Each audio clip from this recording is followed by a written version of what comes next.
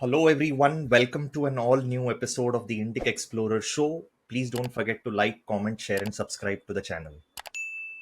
Uh, the guest of today's show is a very well accomplished individual, someone who has, pursued her dream and then come out on top at the end of it. So, I have a very special guest today to talk about all things related to journalism, Priyanka Deo. Welcome to the show. Namaste, Priyanka.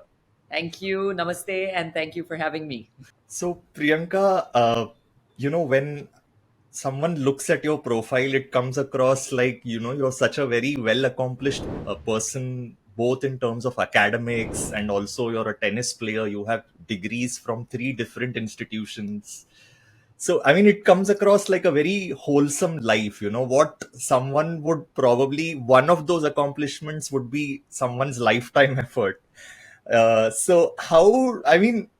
did you get there? Would a younger Priyanka have known that this is how it would pan out, or was it all very instinctive? Younger Priyanka would have never imagined. That's for sure.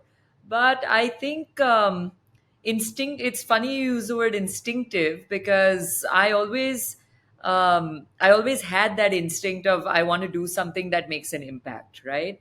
And for that, you don't need 3 degrees or 4 degrees or most of the world's billionaires and millionaires have never been to college, right? So I'm like almost a guaranteed non-millionaire because I've been to like 3 institutions and a college. So, but I mean, I don't think there's any one traditional path, right? I think that if the people that I find are very successful and who are happy with their life are the ones that are number one, helping others, or number two, really making an impact in something that they feel is important and that is important and needed in the world. So I think if you think along those lines, and I also consult a lot of students that aspire to go to higher education, good schools around the world.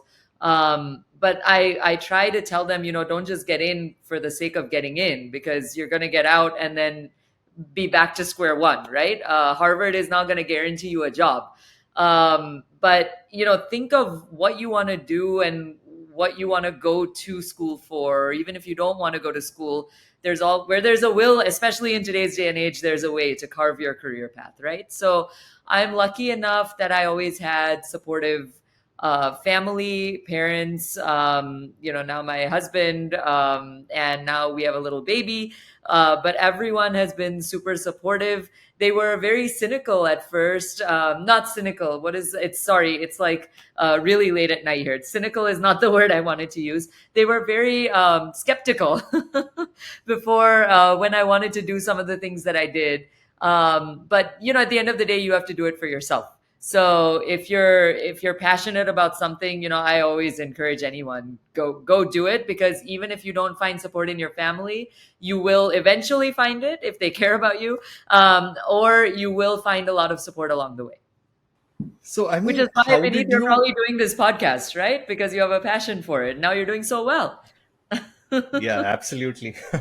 I really connect with that. But how did this decision of wanting to take up journalism come to mind, and also coming back to India and doing it because you had avenues to do it there as well, right? Yeah, it was a very non-traditional. In fact, I don't even know how it came about. I was at Harvard. I was about to graduate in the summer of 2018. I got a call to take part and be a part of the Narendra Modi campaign. So I had done. I mean, I'd interned and I'd worked in Barack Obama's campaigns when he was both a senator and a president. So I thought working on the Narendra Modi campaign would be a once in a lifetime kind of, opportunity. I don't know how I got that call. I don't know how people found me online. I always made sure that my LinkedIn profile, I guess, was updated. That's all I can literally say. I didn't have any social media presence. I mean, the people that followed me on Twitter, two of them were like my mom and dad. So I had literally zero presence anywhere. But I did show kind of, I was getting opportunities after graduating from Harvard to go into consulting. And I was in consulting in Washington, D.C. Prior to going to Harvard. I had a master's degree from the London School of Economics and the University of Southern California. After that, I moved to DC to work in consulting, but I wasn't really happy there. I was really interested in politics, I was interested in political analysis, and I was also interested in journalism. The problem is that journalism doesn't pay so much. And I had a ton of student loans after two graduate schools and two graduate degrees. So that's why I took up consulting, just so that I could pay off my student loans. Once those loans were paid off, I'd always wanted to go to Harvard, never really had or mustered the courage to put the application in the past. So I said, you know what? I'm just going to do it. And my mom thought I was absolutely nuts. She said, you just paid off your student loans. Why are you going again to school to grab, thousands of dollars worth of loans? And I said, because I don't want to say that, I never tried. And who knows, maybe I won't get in. So Harvard was the only school that I applied to. And, I'm so glad that I applied and graduated. I thought my parents would be super skeptical, even if I got in, that why do you need to go there? You already have degrees. Why don't you, what are you doing with your life? As all worried Indian parents are, right? But I think that, they found me, the campaign and the people working with the prime minister found me at that time. I got to come to India. My family is from Mumbai. But I moved to New Delhi. I had no family over there, no cousins, no relatives, no anybody. So New Delhi was a whole new world, I guess, right? I was not used to it. They say actually people from Mumbai have a hard time adjusting in New Delhi. So you can imagine me coming from Boston, coming all the way and trying to adjust in New Delhi, that too without anybody and without any support. And then, you hear these horror stories about New Delhi and being a single woman in New Delhi as well, right? So I was super, super scared when I first moved over there, very apprehensive about a lot of things. But luckily, when I got on the uh, to work on the campaign and meet some of the people, my primary role was to talk to youth across the country. 65% of India's youth is under the age of 35. And a larger percentage of that is under the age of 30. So when I was speaking to youth, we were asking things like, I mean, I straight off the bat said, I don't want to, do this Modi, or, I don't want to do that. There are plenty of other people that are doing that. There's so many people doing that. Why not give an English voice to the campaign, but cover positive development across the country? If there isn't positive development, cover that too. Show people the truth, because mainstream media is not doing that, right? I didn't expect any likes. I didn't expect any hits. I used to tell my mom and dad, I used to force them to watch my videos. They weren't interested in watching, because they thought that I was absolutely nuts for graduating Harvard and then moving all the way to India. So they were super, like, what is this girl doing? I think we started just canvassing youth across the country. So I went north, south, east, west, northeast India, spoke to hundreds and thousands of youth.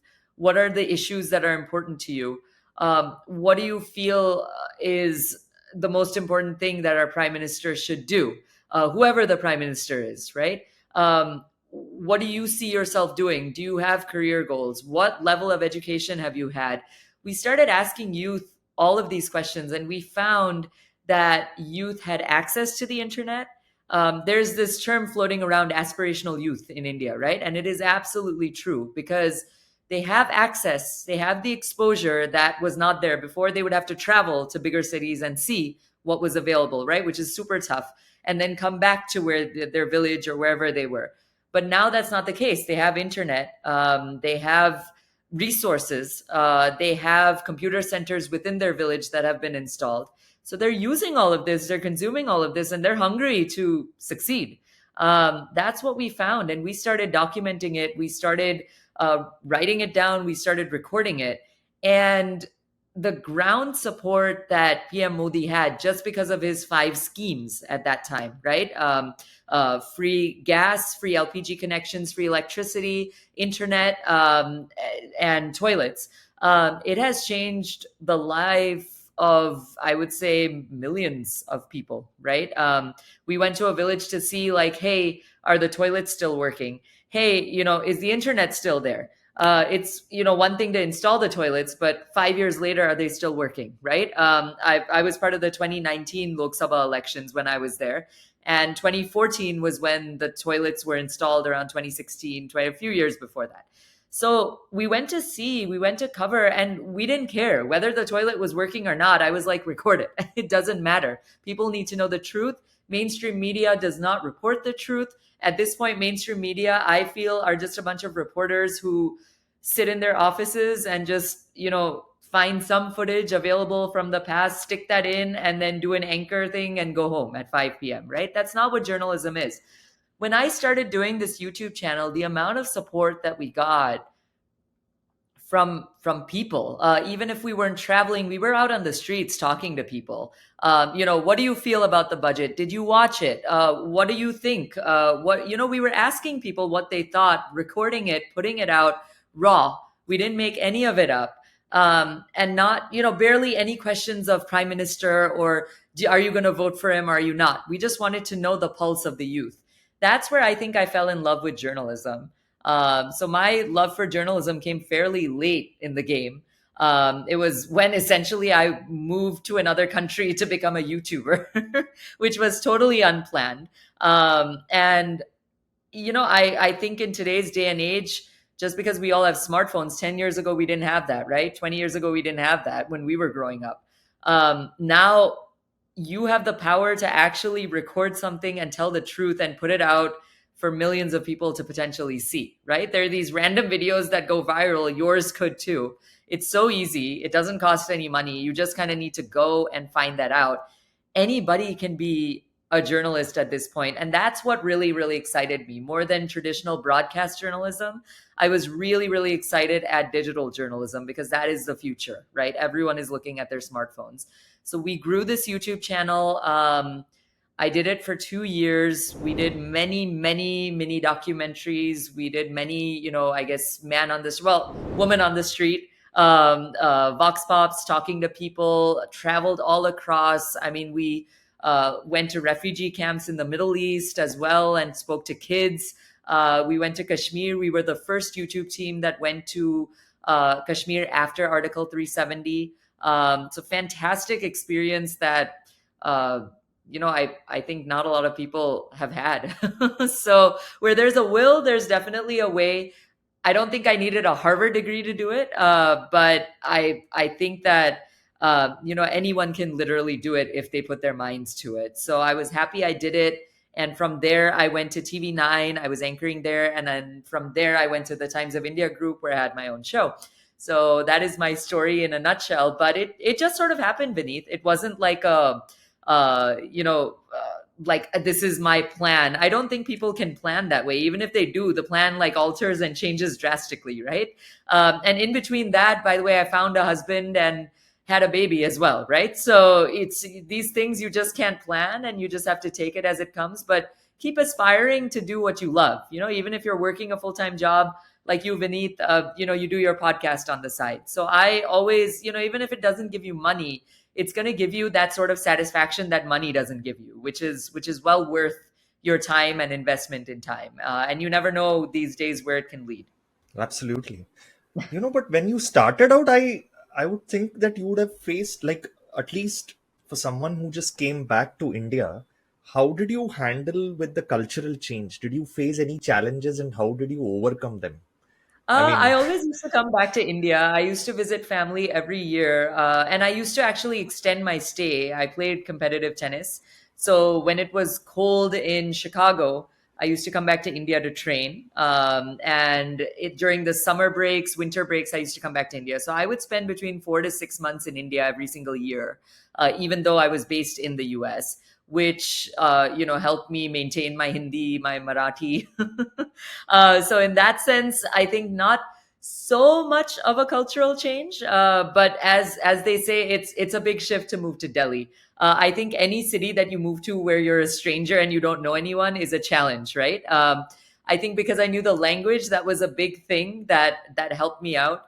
But if I didn't know the language, I don't know what I would have done, to be to be very honest. It is a very because honestly, Vineet, to understand the pulse of the youth, you need to be able to, somehow communicate with them, right? If I'm going in this accent and asking someone, "Hey, what do you feel about the prime minister?" They're just going to look at me and walk away, probably, right? So it actually worked to my favor, because I think no, everyone when I was in India said you don't look Indian at all. So when I used to go to like Amethi to report, there were just these flock of people that followed us because we had cameras. So I used that to my advantage. I was like, "Hey, if you're following us, can I ask you a few questions?"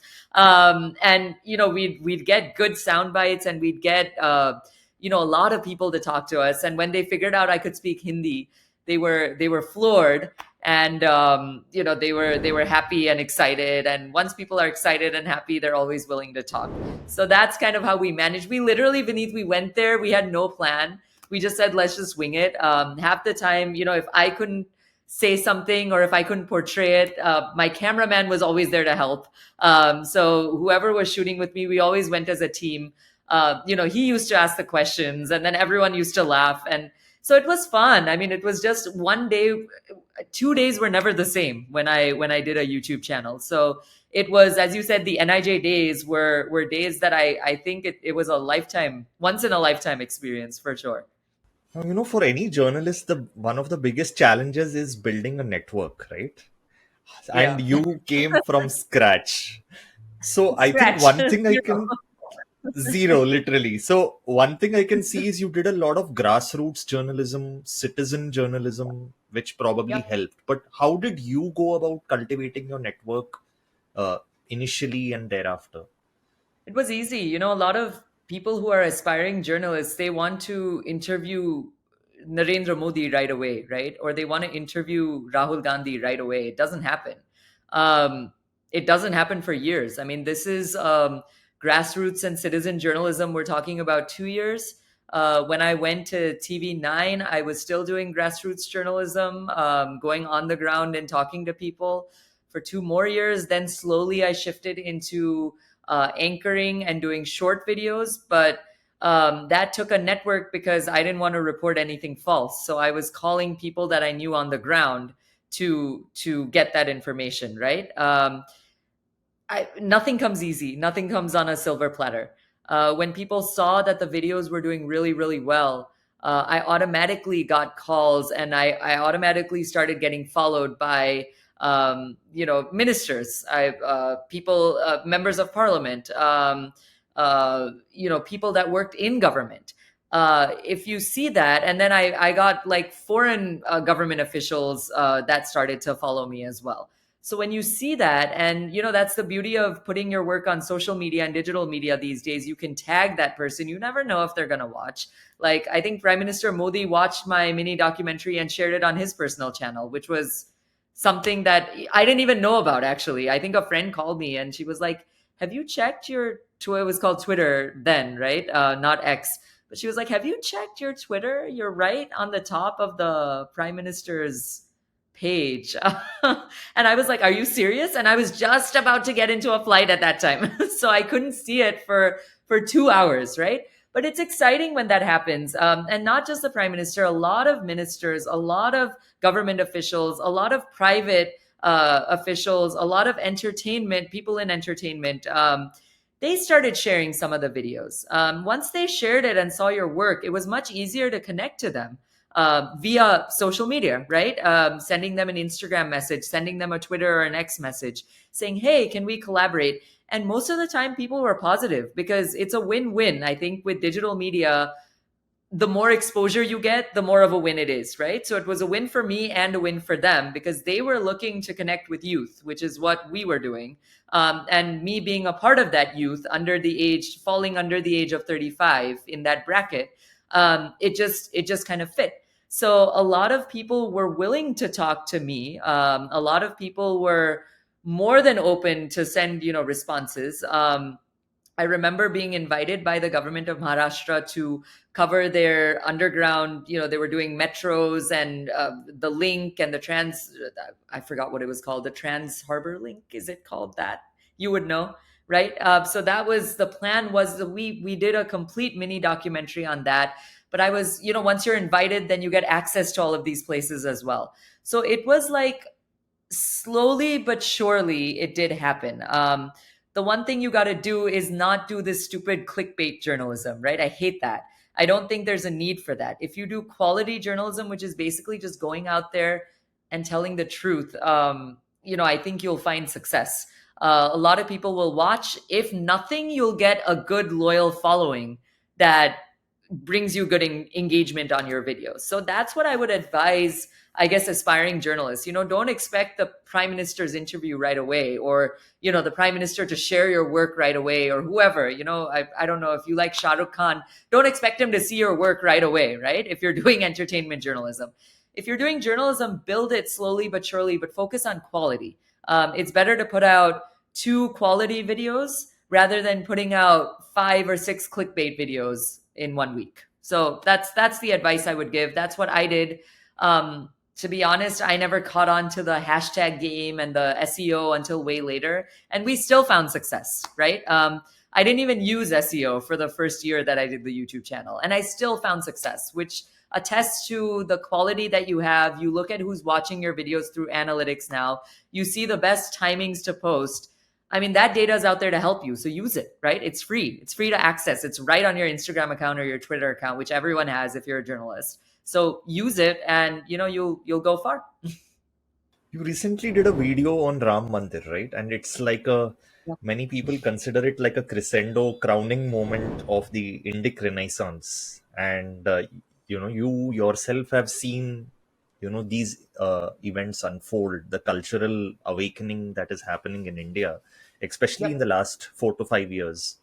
How has that shaped you as a person? Because no journalist will just be insulated from the society around them, right? So, how has that Great impacted you? question. I've been to Ayodhya, I think 4 times, in this, I guess, in the span of 2.5, 3 years, and this was when the temple was being constructed.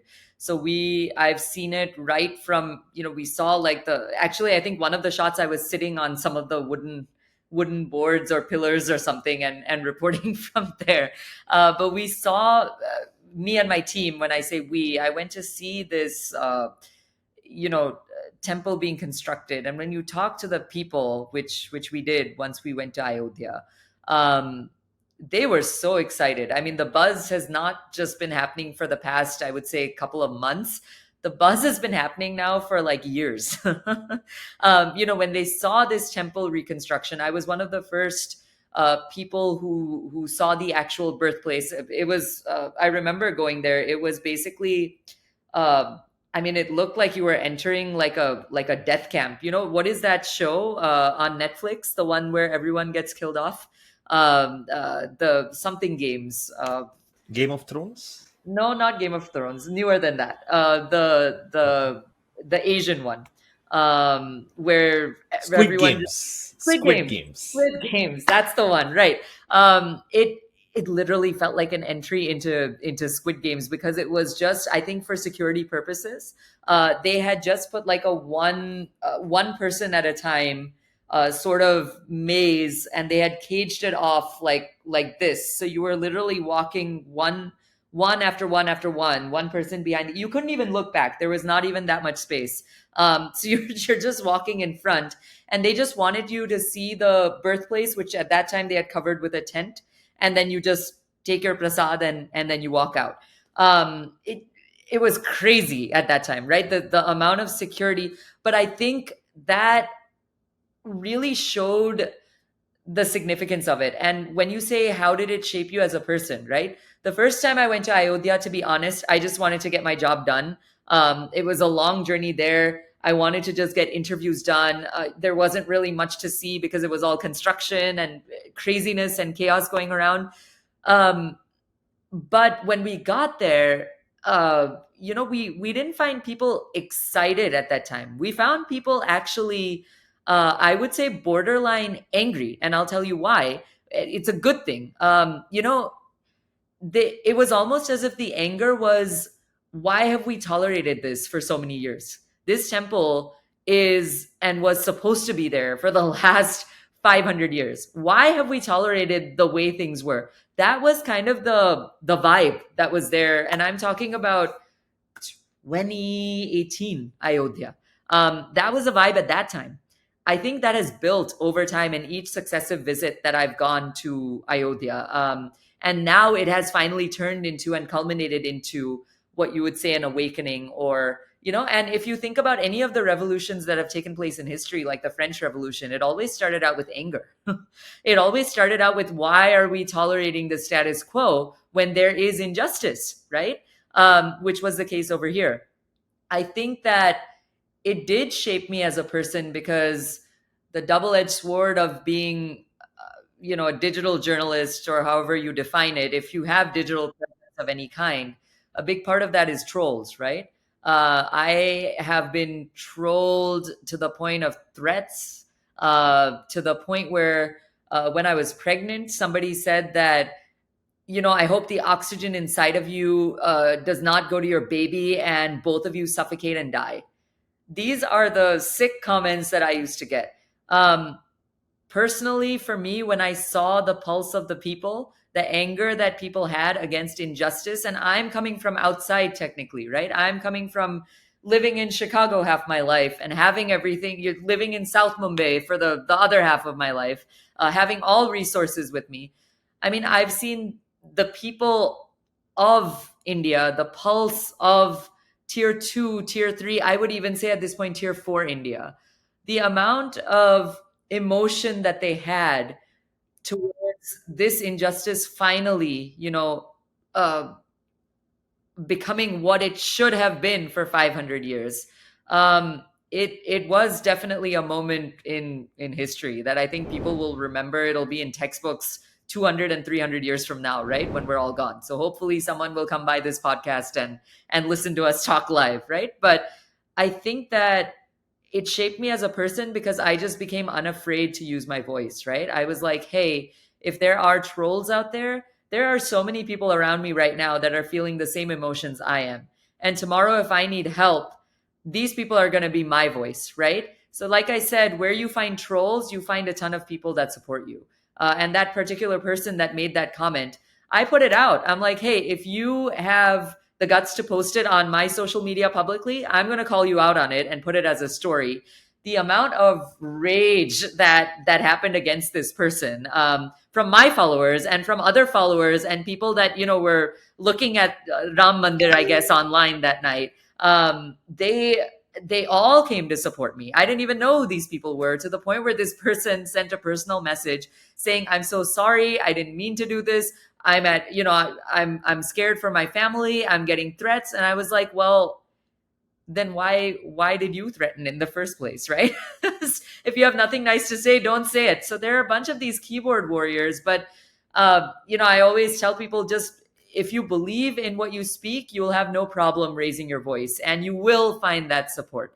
So I think that going to Ayodhya really shaped me as a journalist, because I really became unafraid to speak the truth and to show the truth. I'm not hesitant when I put my work out. I stand by all my work. I stand behind anything and everything that I say, and I really don't care about trolls that comment. I'm not really bothered by them at all. The journalist Neerja Chaudhary recently said in an interview that a few years back, when she went to Kashi and the Ganga Aarti was happening, there were very few people and mostly older people. But this time, when she went after 4 5 years, she found it flooded with thousands of youngsters, Yep. teenagers.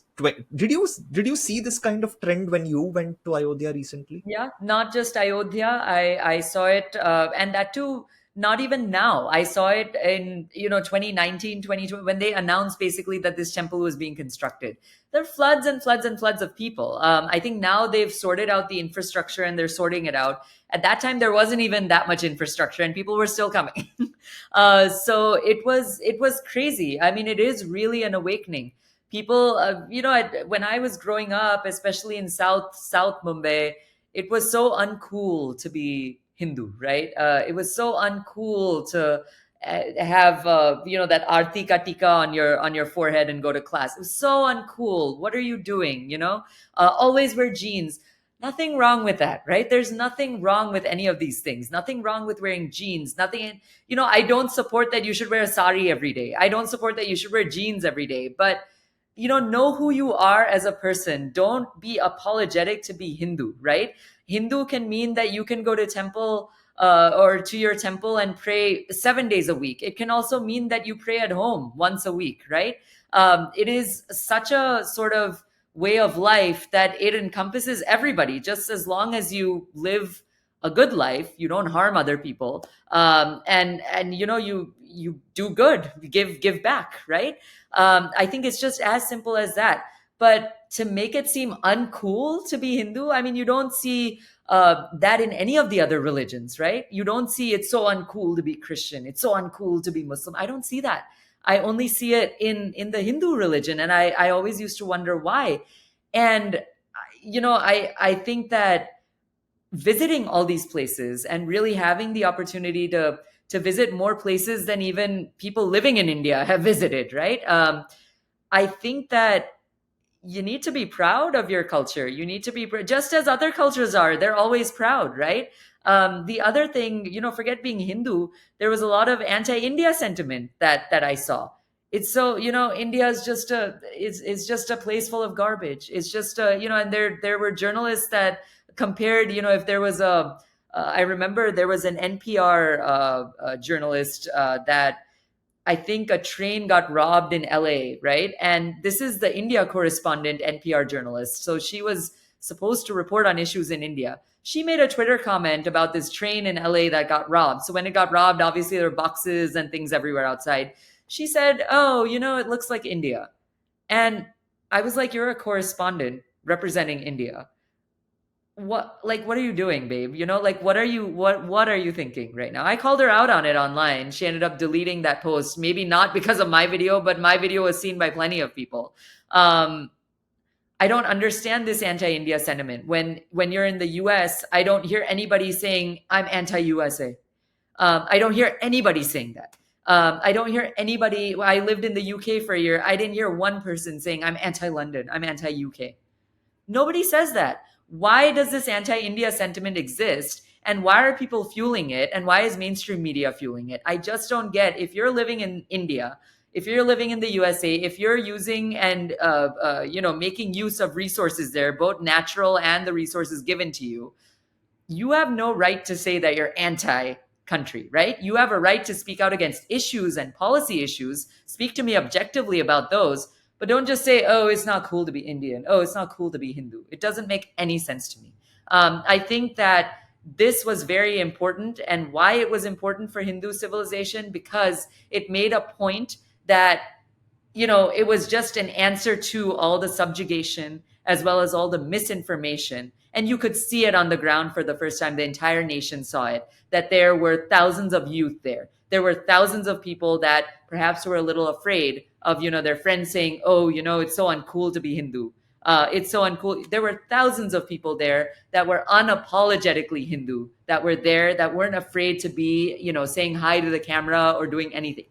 It was a really, really proud moment for I feel the entire, Hindus everywhere, actually, no matter what part of the world you were. It really was one point in time where all, I feel, Hindus united and shared that moment together. Because you travel between India and US and in all this time, I would want to know, how do people in the US, journalists or even regular people that Indian Americans or others over there, how do they perceive these changes? Is a lot of the opinions that they have based on the media that they read? How Yeah. do they see this renaissance? And if is this negative, and how do you communicate, or like how do you articulate to them that there is a different way of seeing the same thing? Yeah. I mean, I'll give you an example in the US, right? It is negative for the most part, or it is whatever mainstream media is reporting, which is why I do the work I do. I'm not affiliated to any party. I'm not affiliated to any leader. I don't have any. I don't even get paid for what I do. But it's important to put the truth out, right? I don't expect all of these people in the US to follow me, but I'm surprised that I have a very, very strong NRI audience as well. Just because I think I've grown up in both countries, so I maybe people can relate to the way that I present my information, I guess you can say. But it is negative for the most part, and it's unfortunate. We need voices to speak the truth.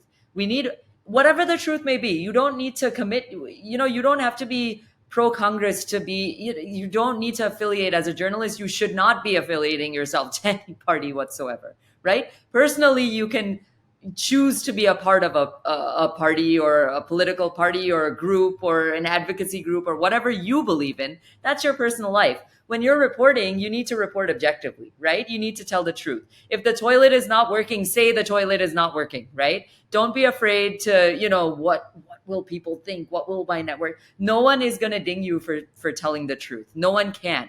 Even if they try to make trouble for you, if you do get into newsrooms, if people here who are listening are taking journalism seriously as a career or thinking about it, if you show the truth, no one is going to ding you. Nobody is going to get you in trouble for reporting the truth, right? Truth is there. So what are they going to do to you? They may try to fire you, but you have footage showing the truth. So on what grounds are they going to fire you? I was never afraid of reporting exactly what it was. And now I'm very happy that, the situation is changing slowly but surely. Most mainstream media outlets, I would say, they have journalists that are digital journalists, that are broadcast journalists, that are podcasters. They have they have a collection of, I would say, journalists. Some of these journalists are opinion influencers, right? They do videos on digital, they do opinion videos on digital, but they span, I would say, every part of the spectrum, whether it's left, right, center.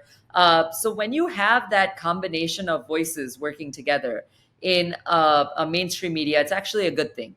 It's better than having all voices from the left or all voices from the right, which some mainstream media outlets still have. I feel that in order to survive, it has to change. It is changing. I know when I worked for the Times of India, there were journalists from all over that had different views on different things and would report it as such. And we had great editors and great, leaders that supported the work that we did. They supported me doing my thing individually as well. Because they were like, it's your voice, it's your opinion. So I would say, voice your opinion. You don't even need to be part of a newsroom. You can be a YouTuber getting paid at this point, right? To voice your opinion. So I think that, I hope that mainstream media starts changing for the good, because they have to move to digital to survive at this point. All of them do. And when that shift happens, you can't have voices from just one end, right? People are going to get bored of watching the same take by different people. You have to have a plethora of takes and different takes from different people. Because there are people, I guess, if you're talking about politics, people that support the left, people that support the right, people that have no political affiliation or interest whatsoever reading a Times of India newspaper or going on the Times of India website. So you need people from all over. You need journalists from across the spectrum to cover these issues. I see the trend changing in the US slowly but surely as well. People are getting more exposed, but I do find the one good thing is that when I talk to people over here and just have conversations with them, and I'm talking about Americans who've never been to India, who do not know anything about Hindus, they know very little. They are very willing to learn about different cultures. They're very willing to share what they're reading. Oh, but we read this in the paper. What do you think about that? They will listen to you. And that's why I always say it's never good to do like Modi, Modi, Modi, or Ram Mandir, Ram Mandir, Ram Mandir, right?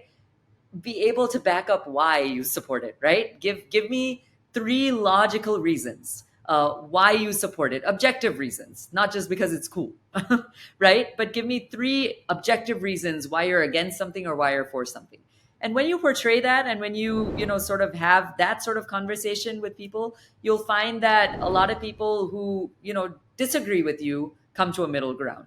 So people are willing to listen. And that's why I said, you know, it's so important to report the truth. It is still very negative at this point, just because mainstream media needs to kind of catch up. But a lot of people I'm finding are following, you know, people like me who are independent journalists who report and kind of do videos on issues that matter, where I do issues that I feel are not reported correctly in mainstream media. So that's why I think the Ram Mandir video uh, that you saw did really well. I think it got around 2 million plus views or something on Instagram. And that's not including the other channels that I put it across. So, you know, that's just how it is. Tell the truth. Don't be afraid. Talking about issues not reported in the mainstream media, one very interesting story that I saw you did, which wasn't really reported at that time, was on the Bru Reang refugees. I'm actually Wow. very curious to know how did you how did you actually get the story, research for it? Yeah. I'm sure there wasn't much material available, and how did you go about it, and what did you learn from that whole discussion that you had with the person? A lot of people, when I was ground reporting, started talking about child rights and lack of education in Northeast India. So I wanted to see if that was true, right? So the Bru Reang Tribe still has issues in their camps. These children, they don't have a girls' toilet there. They don't have proper benches. Books don't even come in, right? So there's teachers don't even come to the school that they're supposed to. So we saw these children just waiting for the teacher who never showed up. It was something to see, right? Because we just take that for granted, right? We take going to school for granted, living in big cities. And even now, I would say tier two takes it for granted of going into a school, right? And getting their children an education in elementary school and high school and then college. I think that I really wanted to cover it. I wanted to see if it was true. Uh, I don't know how I made that connection, but it was literally from talking to people and going to the Child Protection Rights Agency in New Delhi. I just walked in there and I said, "Hey, you know what's happening in the Northeast?" So um, I believe one of the officials was visiting the Northeast, and he was like, "Do you want to come?" So we were like, "Yeah, sure." So we went there. We just followed this guy there, and he not only took us into the refugee camps, but he took us into a forum where the educators were there, officials were there, and he was there. And he was kind of talking about how they're going to address these issues, what some of the challenges were. So we not only got to see the refugee camp, we got to talk to teachers there and the challenges they face. Like, why aren't you showing up into the schoolroom? What is, you know, we got to learn all these issues, and then we did a really, you know, kind of nice. That was one of my favorite mini documentaries that I did because it was a really special experience. We spoke to the children as well, and these children were just wanting to come on the camera because it was something new to them, which just showed that people want their opinions to be heard. People want their stories to be told. You got to go and tell them. And I mean, the way I did it was I just walked into the office and I said, "Hey, these are some of the things that we did. These are some of the videos that we did. This is some of the engagement that I'm getting. You know, we want to cover something in the Northeast related to children. This is what I've been hearing. Is it true or not?" And he was like, "See for yourself and come along." So we got a funded trip to go to the Northeast and cover, you know, I guess, child protection rights in the form of education and things that they're facing over there. It's really, I mean, I love that mini documentary. I'm so happy with the way it turned out. And it was eye opening, not only, I think, for my entire team. I mean, even the guy that was doing camera work with me at that time, even he was like, this was, you know, he had two small babies at home. And he was like, you know, we struggle in New Delhi so much, but we shouldn't be complaining with some of the things that these people. So it was, I mean, every documentary that we did and every story we did, we took something out of it personally as well, which really gave you that sort of satisfaction. So um, that's how it happened. Interesting. So, with your News 9 and your time stint, how was that? Can you talk about it? How was your experience like in both the places? It was as a woman. I think TV9. When I went there, they have a very very cool sort of OTT digital effort that they're doing. So they're focusing on these mini documentaries, right? I think our attention spans on digital media have dropped, whereas before maybe we were able to focus on the news on TV, right? Remember those days for half an hour and watch the whole news, but now I think the attention span is what, 3 seconds, 4 seconds, and it's dropping. It's still dropping. So if you don't, that's why this idea of clickbait journalism has come about, right? You need to engage your audience in the first 2 seconds, otherwise you're not going to engage them, right? They'll move on. True in some cases, but I do feel that the journalists that have done really really well in the field, I would say uh, all the well-known ones on digital right now, and I won't give names, because if I give one name then I'll have to give the other, and I know some of these people, but a lot of people that do it are older, right? They tend to be not even millennials, they're a little older than that, but they do focus on quality. So I think that when I went into TV9 and when I went into the Times of India group, I did meet a lot of veterans in the field that had done really well for themselves. It was a very mutually beneficial and really, really good relationship with them, because where they were so professional and you could take a lot of things from them just because they've had so much experience in the field, they really needed help, getting adjusted into digital, right? So where I was helping them, they found value in me and I found value in them. And I learned a lot from both of the places. I also, throughout TV9, was pregnant. I worked until my ninth month of pregnancy. So I was like eight months and something weeks. And I think my boss started just walking away from me every time I would walk in his direction, because he was like, I'm not responsible if that baby comes out here. So you should go home right now and deliver your baby at home. But I think that I went to work for that long because I was enjoying it. I mean, how many people say that they enjoy what they do? I really, really loved it. I didn't mind being 8 months pregnant and just, waddling around the, the newsroom, because I really found value in those short 3-minute videos that I did. The newsroom gave me that sort of resource that I was able to do those 3-minute, 4-minute videos. So we went from NIJ videos, right? At that time it was COVID as well, so being pregnant, unfortunately I couldn't walk around so much and do a lot of the ground reporting. It wasn't safe at that time. I utilized that time to access the network that I did have, and make really really good informative videos, just because people's attention spans, they only have time to see a 1 minute, 2 minute, 3-minute video. Give me the news in just this amount of time. That's all I have time for.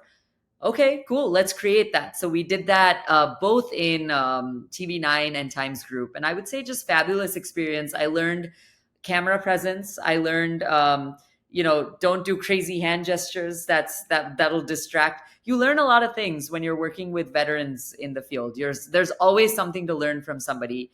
And, I was surprised that these veterans were more than willing to learn from me as well. So that was my experience working in mainstream media. It was really, really positive. And then, now I'm in the US. So now I kind of have presence in both countries. I'm really happy that, I have a combination of journalism as well as, now I work for the University of Illinois. So it's in media strategy. So I think I have the best of both worlds now, and I'm still doing my videos. So it's a busy day, right? There's barely any time to spare during my days, but I'm enjoying it. So yeah, actually, I want to come to that. So what about your new role with the University of Illinois? What does it entail? And most importantly, that we would want to know, those who follow your content creation journey, is that going to change anything in that regard?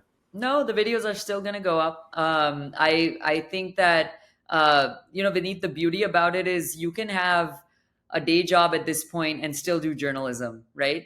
You don't need to devote your entire career to aspiring to get into a newsroom, right?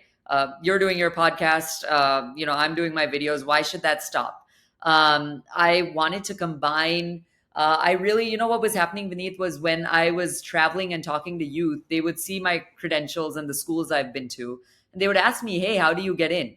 I found that higher education counselors in India are not the best. They don't give out the best information. They want to make a lot of money, but that doesn't necessarily mean that they're helping students the way that they should. I started counseling a lot of students just in my spare time in India.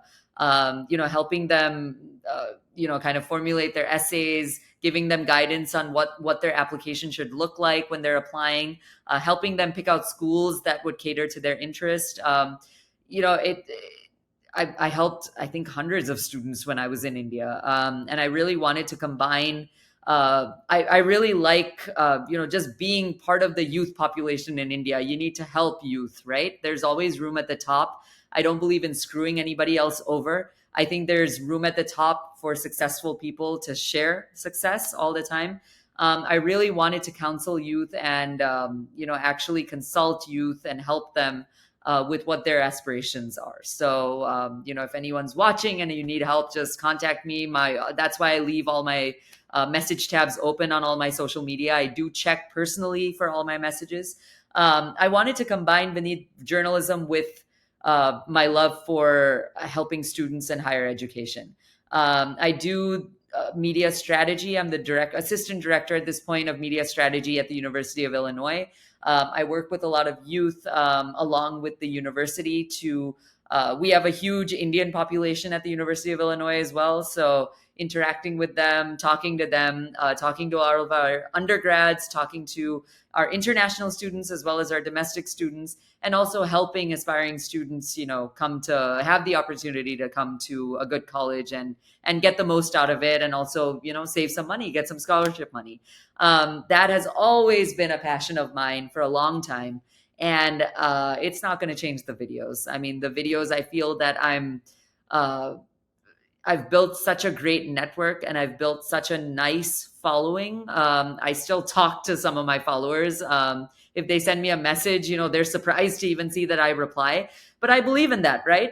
Just because you have a ton of followers, the point of social media is to engage with each other and collaborate with each other. So I often, respond to a lot of the messages that I get on my Instagram, or on my X, I guess, or on any of the others. I just started my TikTok account because it's allowed in the US. It's still banned in India. But there is a huge following here. I think as many platforms where you can showcase the truth, it needs to be told. And the videos are definitely going to continue. I have fun doing them. And I'm glad that a lot of people appreciate them. Hopefully people appreciate them and watch them. Okay. And last but not the least, I saw a clip of, I think, you or someone in your team talking to Shah Rukh Khan. How was that experience like? How did that come about? Very We were uncharacteristic. Yeah, we were. I met a bunch of celebrities that night. We, as a YouTube team, this was still back in NIJ days, but we were invited to the Prime Minister's lawn. He was hosting Bollywood celebrities, including producers and behind the scenes directors, producers, music experts, I guess you could say, lyricists, as well as, just production team and celebrities as well, the on-screen stars and celebrities. He was hosting them because he wanted to. I believe the prime minister wanted collaboration from them. I think the event was Gandhi 150, if I'm not mistaken. But he really, I'm seeing a boom right now in the entertainment industry not so much Bollywood, but if you go and look at these independent films that are being created, there's a lot of films that actually show events that happened in history the way that they happened. It's not romanticized. It's often on low budget, but why was a movie like Kashmir Files received so well? Because it was a small budget. Vivek Agnihotri is a very, very good friend of mine. It just, he told the truth, right? And his, everyone across the world resonated with that movie. That was, I feel all of these small events that have happened have led to this sort of awakening where everyone is, we're not sorry anymore for being Hindu. Why should we keep it hidden? Why should we keep our identity hidden? Why should we walk around feeling scared or feeling nervous around other people? Why should we be ashamed of our culture? I think it's not just been that one Ram Mandir event, it's been a culmination of a lot of events. I spoke to Shah Rukh Khan, and I had a really good discussion with him because I asked him, you know, there's a lot of family members that go into Bollywood movies, right? Is there a way for somebody from the outside to succeed? And what do you feel should happen? Because Shah Rukh Khan is a celebrity who really didn't have any family that helped him, right? He's a self-made guy. So that was a question I asked him, and he was kind of taken aback because it was very different from the questions other reporters were asking him, right? I think he was more than happy to answer, and that clip is still there on New India Junction. He basically said that we need schools, we need education, we need people, our people that want to go into films and people that want to go into entertainment. They go to the U.S. or they go to foreign schools to get trained in acting. Of course, there are some schools in India, but there's not nearly enough. I think if you have good schools and good education, so what if you don't become a celebrity, right? You can become a member in entertainment. At least you're educated in the field to do something with it, right? You can become an agent. There was an article in Stanford in their magazine a little while ago. Follow your passion, but that doesn't necessarily mean that you'll become, an astronaut. But you can still work at NASA. You can still work at ISRO, right? You can still contribute to the field in a meaningful way. Whatever you dreamed of may not come, but you never know. Your dreams change as you go along, right? So you can still make it happen, so long as you have kind of that backing and that education and that grounding in your profession. That's what he was getting at with acting, and I was really happy with his response. So, I mean, he's like, wow, no one's really asked me that at all, right? No one's really asked me this question before, but he gave me a good, I would say, 4 or 5 minutes of his time. And mind you, the prime minister was right behind him, waiting to talk to him. He still spoke to us and gave us that soundbite.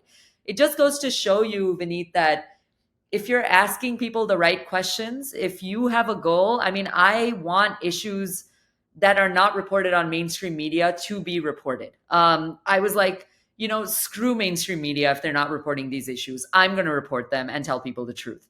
I think if you carry that attitude, which I do in all of my videos and in all of my interviews, it does come through. And you have even Shah Rukh Khan answering questions for, I didn't even think we had a camera that day. We just had a cell phone.